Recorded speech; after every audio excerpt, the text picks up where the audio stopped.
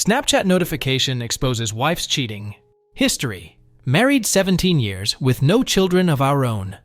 She's been divorced once and had 2 daughters that I helped to raise, now 28, 23, prior to our marriage.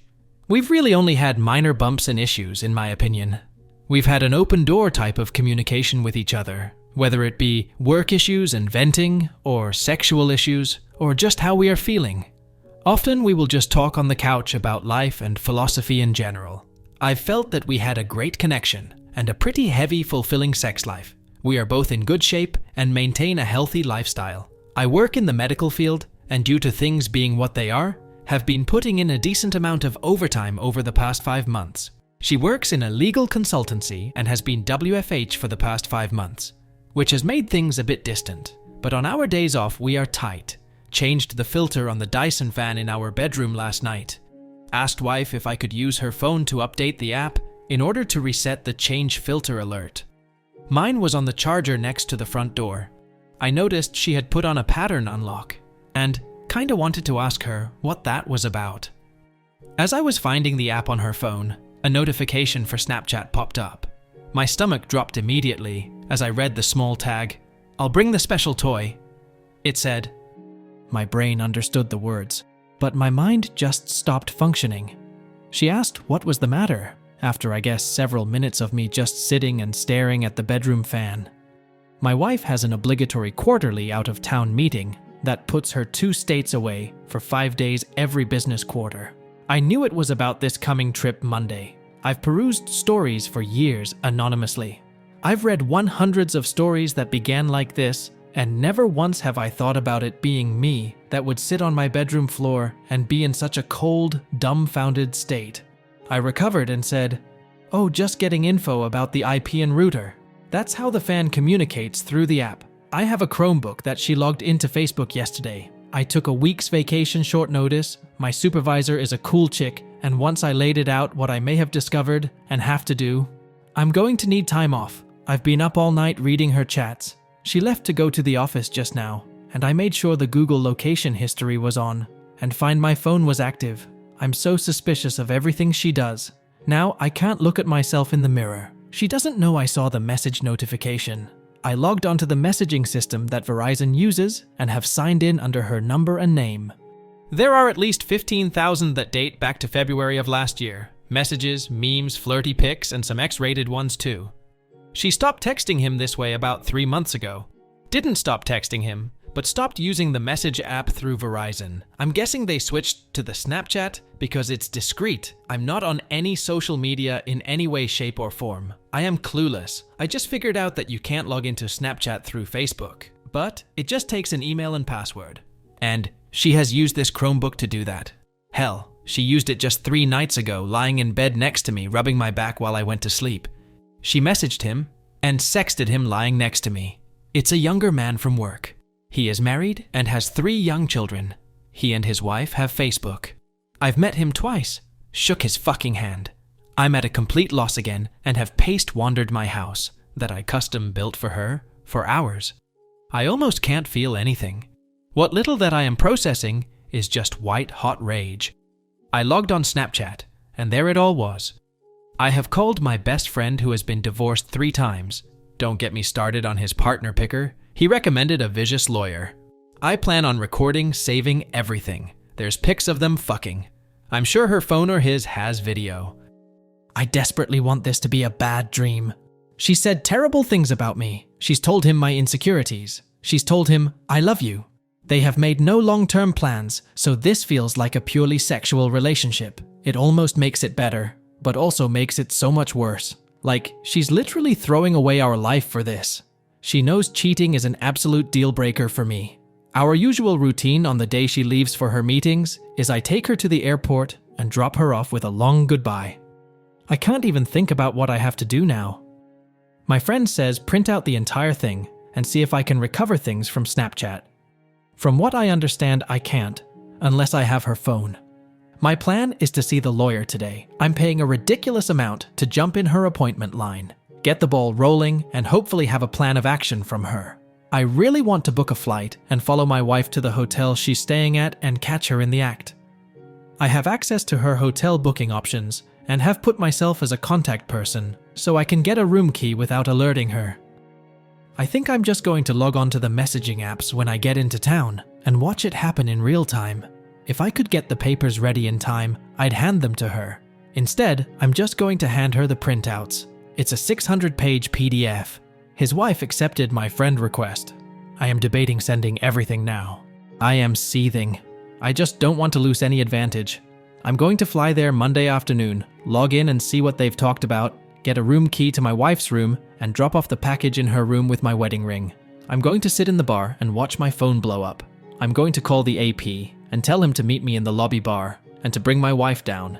Then tell him that a similar package has been sent certified mail to his home address to his wife, as well as a Facebook message that I plan on hitting send on as I tell him. It feels petty and weak. I want to rage and scream, but I'm helpless. This morning, all I could do was give her a peck on the cheek goodbye. I really can't stand to look her in the eye. I somehow have to get through the weekend. I guess I'm asking, is my spiteful, hate-fueled plan worth it? I just want to inflict pain at this point. I want to hurt her emotionally. I feel eviscerated, emasculated. I will not entertain an apology. This is the one act that is unforgivable. It takes so many steps to cheat on someone. They all can be stopped until the sin is complete. Then it is done. Should I just confront her tonight? Or catch her? I don't think I'll update. I'm truly thinking about never using social media again, and only being with a partner that has a similar outlook moving forward. ETA, I found the special toy. Keep in mind we have a chest full of adult fun devices. It was already in her carry-on. It's one of those remote control vibrators. The ones that can be controlled by an app. It looks expensive. I meet with the lawyer in 90 minutes. Update. I met with the lawyer. She was actually kind, and I dare say compassionate with me.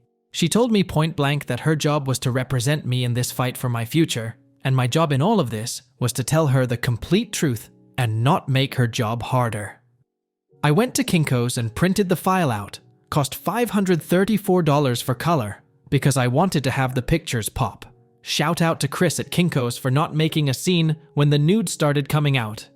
He asked what it was all about, so I told him. He was taken aback, but shook my hand and said sorry.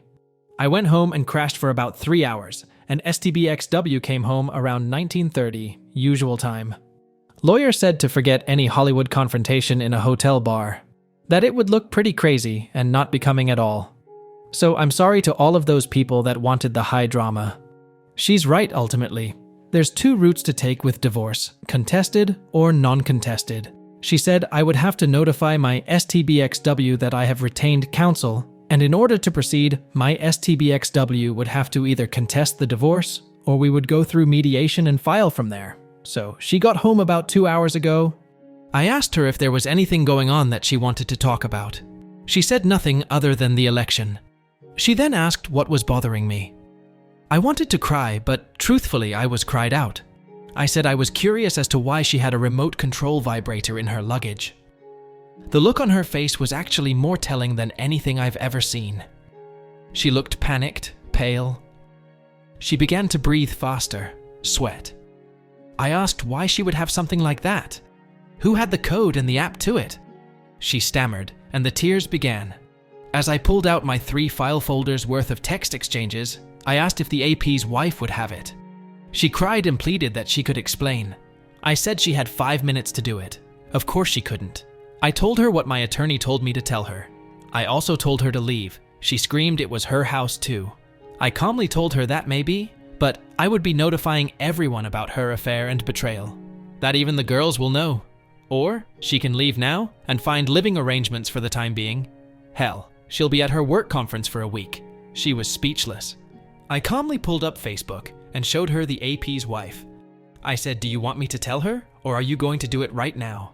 Tears and moaning and pleading with, "I love you," and "It wasn't supposed to go this far." Then my favorite, "You can't do this." I said, "Well, it looks like I'm doing it," as I sent the AP's wife a message with the file of their escapades on it. I prefaced it with apologies and a brief explanation. I haven't heard back from her. I leafed through the stacks of paper and started reading random excerpts out loud to my STBXW. I just wish we could spend the day attached to each other, just you inside of me. You feel so much more intense than any other woman I've ever been with." She is still sobbing and asking to talk about us. She says our marriage can withstand her mistake. I told her I would never forgive her. Her word is shit, and that she threw away the last 17 years. I'm still entertaining the whole tell HR thing, and I'm going to tell everyone about her decision to end our marriage by cheating. I have a therapy appointment scheduled Tuesday. I kinda feel extremely elated, I'm shaking, and incredibly low right now. I kinda want to die. The house is pretty quiet, except for her crying and moaning. I told her to not come back after her trip. I'm currently sending friend requests and trying to get everyone on my page. I'm just going to send it to everyone that way. I am going to wait until the morning to call the girls.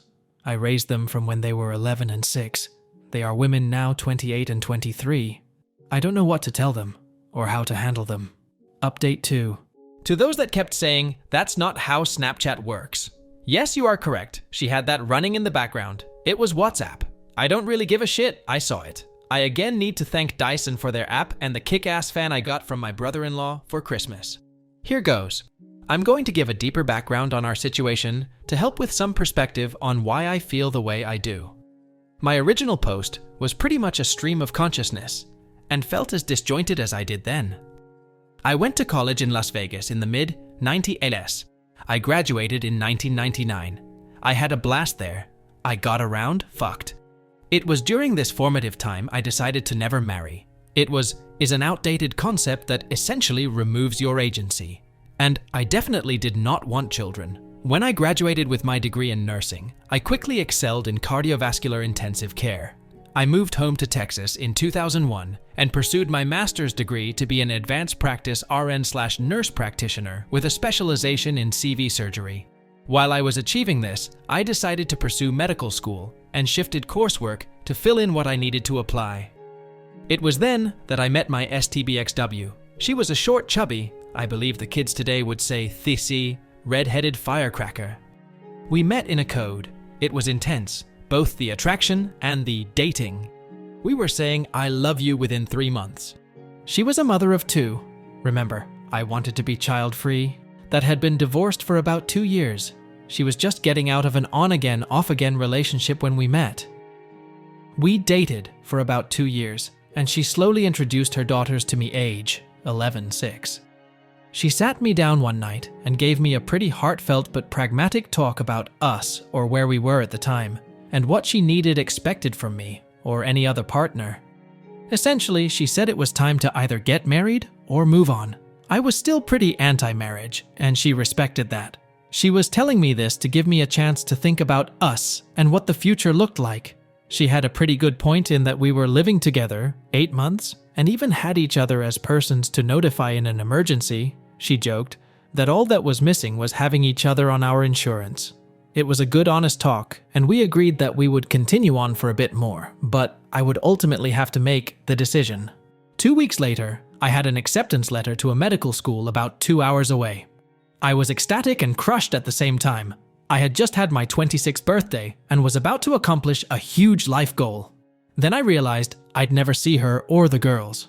My self-doubt got the better of me. Being a medical student, then resident, with a fellowship, was going to be a roughly 7-year process. All the while, I could not make the money or support the lifestyle we had grown accustomed to. I thought about the prospect of at least 7 years of loans, debt, and work, and losing her, so I declined and switched back to a master's in nursing administration. We got married in July of 2003. It was an intimate and personal ceremony with just immediate family and friends.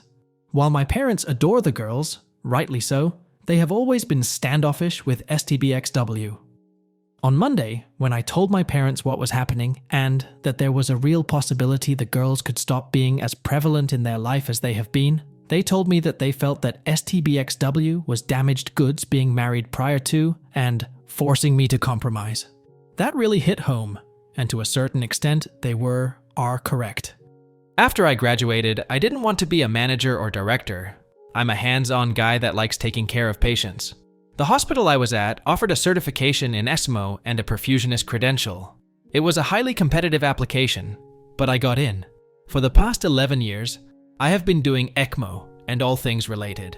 I have had a blast, and it has been challenging as well as heartbreaking at times. My STBXW decided about 5 years ago that being an RN on the floor had run its course, and she wanted a more 9-to-5 job that did not involve patients or drama. She got on through a friend at a multi-state legal consultancy that specializes in medical legal suites. She abstracts data from patient charts and presents it in the manner requested, so that's the setup. On Saturday morning, D-Day +2, I only slept a few hours. I had dark, disturbing thoughts regarding my future and life. I had, still do, thoughts and scenarios of death and violence upon them and myself. I was in the kitchen making breakfast, eggs and toast, when she walked into the kitchen still bleary-eyed. She asked if I would make her some. I threw it in the trash in front of her. I then proceeded to load up my record player and play music from my youth at an uncomfortable volume to prevent her from trying to talk to me. Real mature, I know. I began pain shopping big time, reading the printout in chronological order. I do and I don't recommend it. By the afternoon I was done with Black Flag and Danzig. I was listening to Torch, breakup songs by Chris Isaak and Ray LaMontagne. She approached again. This time she was almost indignant, asking what purpose notifying the AP's wife served. I stared at her for what felt like an inappropriate amount of time, a bit dumbfounded. I told her point blank that at least she, AP's wife, would get the chance to make an informed decision about her future, instead of compromising and sacrificing for someone that would betray them so selfishly. I guess my message to the AP's wife was received, and things were not good for him. She sat down on the couch and began to tear up and sob. I told her I was cried out, or more correctly, I was so numb that I will do that later, when I am done doing what needs to be done. She asked timidly, all indignation, bravado gone from her voice, what else I had to do. I told her to ruin your life and give you the pain I have now. I told her that if she had any respect for me or love for me, she would open her phone and show me everything. She refused and said that it didn't matter, and all I would do is hold it against her. I said there was a part of me, the completionist in me, that wanted to know. She refused and went to the guest bedroom. I found her HR new hire paperwork from her company. They have a corporate compliance line, and I called and left a detailed message. They, STBXW and AP, had discussed client information that also had protected health information with an unsecured, non-approved messaging system. I also informed them that she was his acting supervisor on 2 projects over a certain time that corresponds with the sexually inappropriate messages. Lastly, I said that they both used their subsidized phones to transmit pornographic materials, pics, sexting, videos. That was a big no-no as well. My whole life, I have viewed myself as a peaceful and rational man. This has broken that part of me. I don't know where all of this anger has come from. I am somewhat worried. Will it stop? I know in the long run, to get over this, I will have to accept her apology and forgive her for her mistakes. I just don't know if I am capable, and it is worrying to me. That evening, I continued to notify family and friends of the situation and her actions. I called a physician friend and requested a favor for a checkup and an STD check. He had questions, I answered. My eyes got heavy around 8. Sunday D-Day +3. I decided to drive to see the girls. They are about 3 hours away.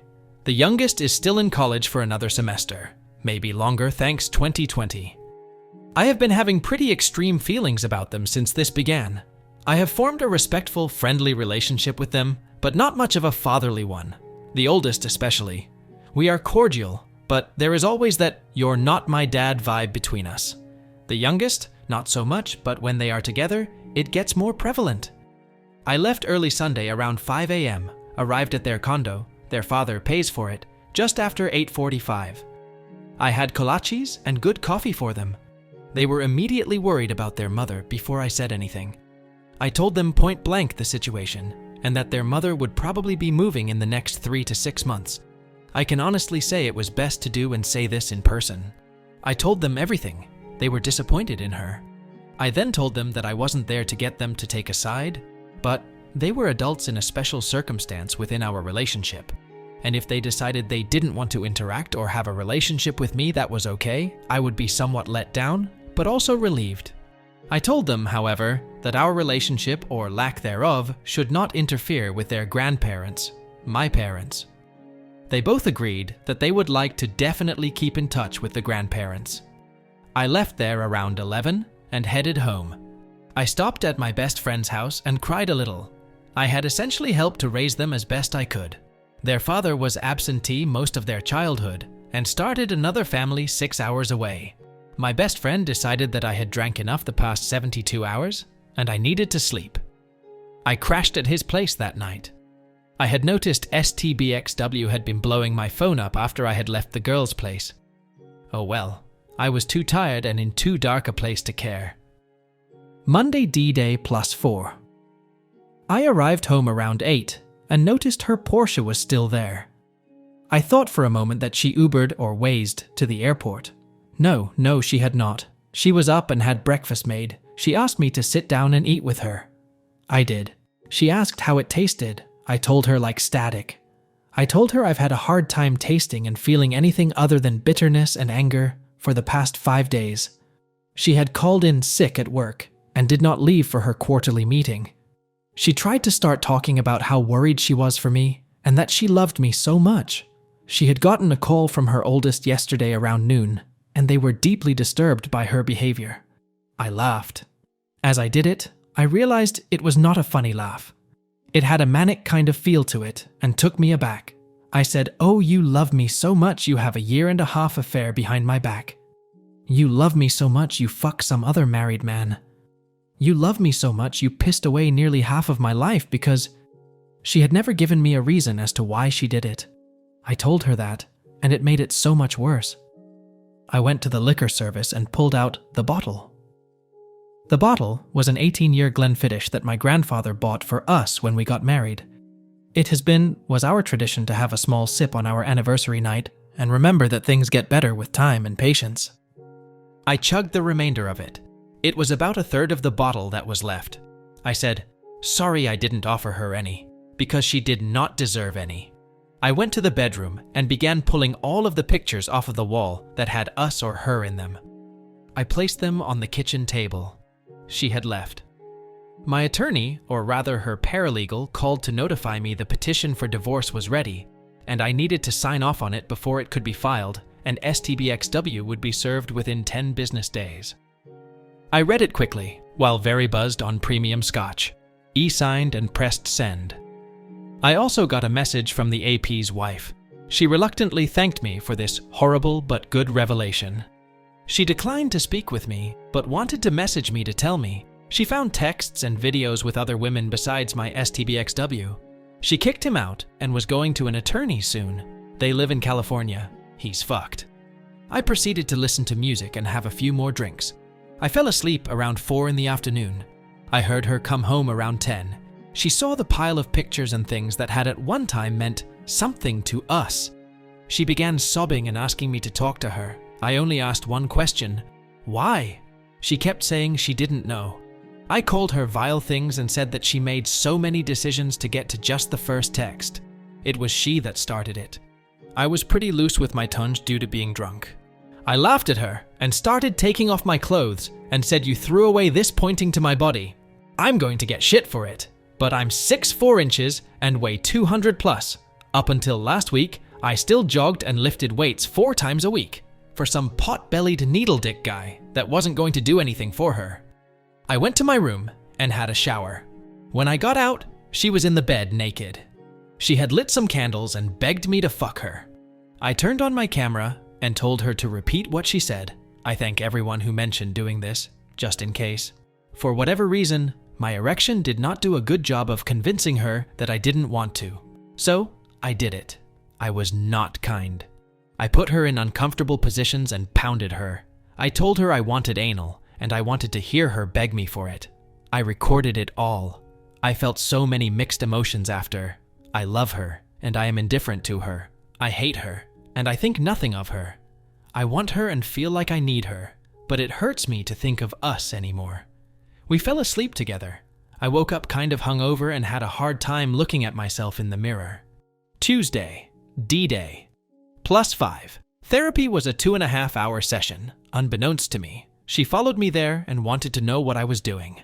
I told her I was getting some therapy for the emotional trauma I had after realizing I had thrown away most of my life on someone who couldn't even give me a reason as to why she would cheat on me. I was a little loud and teary-eyed. My soon-to-be new therapist saw most of the exchange. I called her horrible names and told her I wished her dead. Needless to say, my session was intense. He prescribed some sedatives for me, and I had another shorter appointment scheduled on Thursday. We discussed my anger and betrayal, my emasculation, my fear of the future. I explained I am terrified of the unknown. Last week, I felt like a complete man. I had a vision and goals. I also had a partner to deal with any issues and obstacles. Now, I am a ship without a rudder or mast. I feel no sense of direction or power or means to get away from this. He started explaining the why that I wanted to know. It isn't a single question. It is a series of questions that is pretty interesting. I suppose you can apply it to any behavior that you want to explain the motivation behind it. He said instead I should calmly ask my STBXW what within herself gave her permission to do this to me. There were several more to follow up with, but this is what stuck out the most. I told him about the sex. He recommended that I lay out explicit ground rules regarding our physical relationship. He ultimately recommended that I don't do it anymore. It would confuse and exacerbate things tremendously, unless reconciliation was my goal. I cried. I raged. I left exhausted. STBXW was still outside waiting for me. I walked past her and didn't respond to her questions and pleading. I got a call from the physician's office to get tested and went to that appointment. I told him the short version. He recommended to stop drinking and take the sedatives cautiously. I went home and proceeded to continue removing my things from the house and boxing them up. I have decided I would move out. I called work and requested a face-to-face meeting. The thought of working or concentrating on legitimate life and death issues is not possible in my current state of mind. I drove to the administrative building at the hospital, met with the team, and formally gave my 6 weeks resignation. I have such a niche, specialized job that 6 weeks is kind of a minimum courtesy. I put it succinctly that my STBXW's actions had caused a stressful home life, and I would be a detriment to patients, the team, and myself if I continued to remain in this area. I have decided to move away, far away. I got home after picking up some groceries. It has been about a week since I have had more than a mouthful of food and have existed on liquor and not much else. I took both my therapist's and physician friend's advice and decided to make some food and stop drinking. She was home, sitting in the darkened living room drinking wine. She had organized the pictures and was looking through them. She had put on makeup and was wearing a date night dress. She had been crying a lot. Her makeup was in bad shape. She got up and tried to embrace me. I pushed her gently away and made a production of pulling out my phone and hitting record. She started crying again. She told me the AP's wife had called her and told her that he had had other women as well as her. She said that she was so much the fool and every derogatory name I had called her was right. She begged me to consider us. I said why bother? She didn't when she betrayed me. I told her I was sorry that her lies caught her out, but I felt that she was sorry she got caught, not remorseful for what she did to me. I told her I felt she was sorry that she was going to have to start over and that she was more upset about that than losing any love she had for me. I said that she abandoned her love for me or us 2 years ago when she decided to do this. I kept piling it on her. I informed her of my call to the corporate compliance line and the specific rules she broke. I didn't raise my voice or act angry. I was shaking a bit, but it was like everything was leaving me in a rush. I felt elated and so low at the same time. I felt empty when I was done. I put up the few groceries I had bought and made a small sandwich, then went to bed. She was there again. I pulled out my phone and told her with the recorder going what my therapist had talked about in regards to sex. Keep in mind, in 17 years, I cannot recall a time when I've refused or declined sex from her. I asked her to leave and sleep in the guest bedroom. She refused. I said fine, I would then. Wednesday, D-Day +6. I woke up and she was curled up next to me. I removed myself and did some light exercises. I have been working on my resume and getting applications out. I might be working in Seattle by the end of the year. I love my parents and will miss being 20 minutes away from them, especially as they are becoming elderly. I can't stay in this city. The thought of running into her after this is over is not something I want to entertain. I want to be free and have no reminders of my sense of loss and my lifetime of compromise. It was a pretty blah day, and it rained off and on for most of it. I met up with my best friend and gave him a rundown over an early dinner. We decided not to drink. My attorney said that me moving away will not affect the outcome of the financials. I am going to live off my PTO until the end of October and use my half of our liquid savings to relocate and settle. I feel empty and I am trying to laugh at his funny jokes, but it's an effort. I keep finding myself in a deep emptiness that has such a powerful pull. I have never thought about ending my own life, but for the past few days, nights, I've had daydreams of what it would be like if I wasn't here. I am going to tell my therapist tomorrow. STBXW has been going to the library, I've been watching through Google, and reading relationship books. I have been reading Chump Lady. It is great stuff. She got a call from her work. I eavesdropped on a small portion of it, but I know she has a meeting tomorrow, despite her claiming to be sick. She was in bed again just like the past few nights.